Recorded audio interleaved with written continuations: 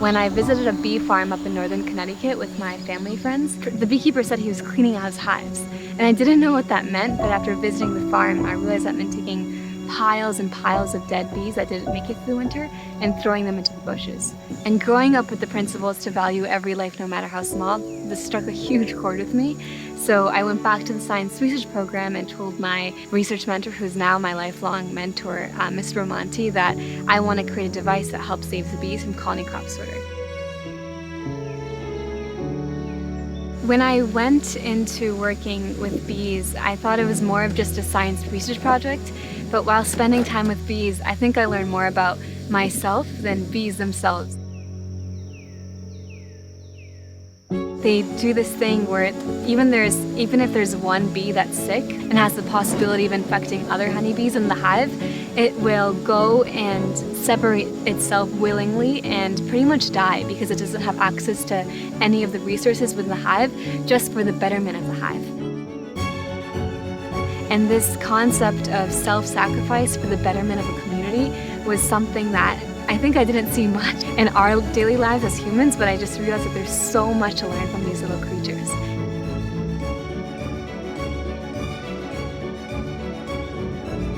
There's a few core main issues.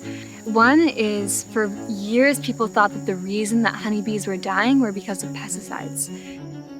Recent research revealed that it's actually the varroa mites, and that's because the varroa mites feed on the fat body of the honeybees, which is similar to like a liver in a human. It helps the bee detoxify pesticides. So the depletion of fat body caused by the varroa mite renders the honeybee defenseless against thousands of different chemicals in the air, especially pesticides. HiveGuard was my first kind of venture into beekeeping, and which turned a science project into an actual business. HiveGuard is a device to eliminate varroa mite infestations from honeybee hives, the root cause of colony crop sorter. So HiveGuard is coated with this chemical called thymol, which is actually a plant that bees pollinate themselves. It comes from the plant called thymus. So the principle is, it's a 3D printed entranceway with holes coated with those two chemicals. And as bees pass through the entranceway, the thymol rubs off onto the body of the bee, where ultimately the concentration which kills the varroa mite is reached, guaranteeing death of the parasite, but the honeybee is left unharmed.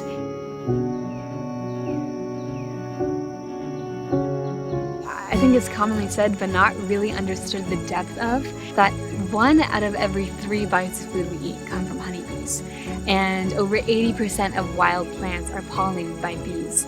Who would think that these tiny creatures, literally in all of humanity, depends on honeybees? And in the broader aspect of where I want to see Queen Bee and both HiveGuard is when you have kind of a business that ties both company growth and social growth, you can kind of use any of those 2 metrics to measure success in the company. So the way that I see it now is, for me, I could say for Queen Bee, I want to hit this much in revenue. That's also completely correlated with I want to plant 100 million trees. That broad of an impact is something that only entrepreneurship can do. I am Reina, and I am a social entrepreneur with the mission to save the bees.